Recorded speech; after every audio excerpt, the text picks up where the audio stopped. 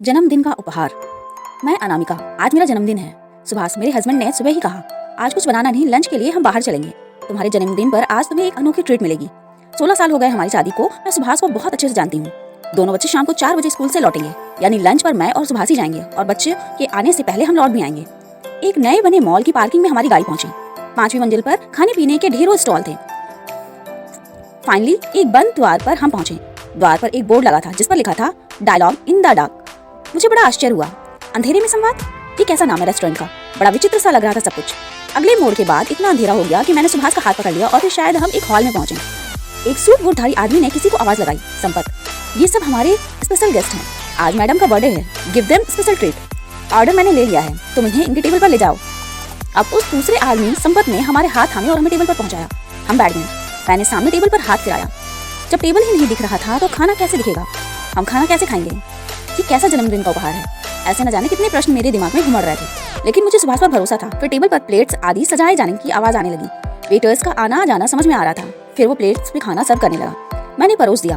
अब आप लोग शुरू कीजिए। आपको कुछ दिखेगा नहीं, लेकिन मुझे विश्वास है कि स्पर्श और खुशबू से आपको खाने में एक अलग ही आनंद प्राप्त होगा। उस घनघोर अंधेरे में मैंने रोटी तोड़ी, प्लेट में रखी सब्जी को लपेटा और पहला निवाला लिया। उल्टे हाथ से मैंने प्लेट पकड़ी हुई थी, अतः प्रत्येक पदार्थ की जगह सीधे हाथ के स्पर्श से मुझे ज्ञात हो रही थी। और फिर आहा, अंधेरे में भी खाने के पदार्थ तो अपने स्वाद में मजा दे रहे थे, लेकिन साथ में ही मैं पूछ रही थी और ऐसे ही सुभाष मुझसे पूछता जा रहा था। खुशबू, स्पर्श और आवाज बस यही काम कर रहे थे। बीच बीच में संपत सब्जियां और अन्य कुछ और परोस देता। मेरा जन्मदिन अंधेरे में लंच एक अनोखा आनंद दे गया। कैंडल लाइट डिनर से भी अधिक आनंददायक रहा। आप जब बाहर जाना चाहें तो बताइएगा, मैं आपको बाहर छोड़ आऊंगा, संपत ने कहा। तो सुभाष बोल पड़ा, हाँ अब चलो, बिल भी तो बाहर ही पे करना है। चलो संपत, ले चलो हमें।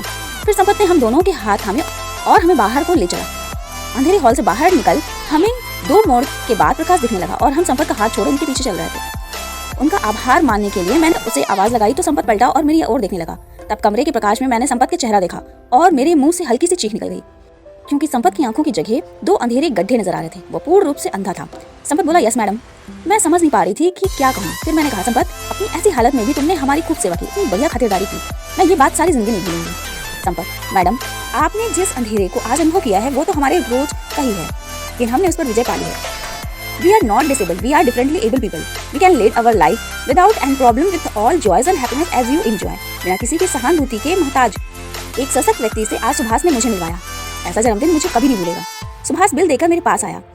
हमेशा सुभाष को उसकी फिजूल खर्ची के चिल्लाने वाले मैंने बिल को देखा तो मेरी नजर सबसे नीचे लिखे प्रिंटेड शब्दों पर ठहर गई। लिखा था, do not accept tips, please think of donating your eyes which will bring light to somebody's life. हम टिप्स स्वीकार नहीं करते, कृपया अपनी नेत्रदान के बारे में सोचें, जो किसी के जीवन में रोशनी ले आएगा।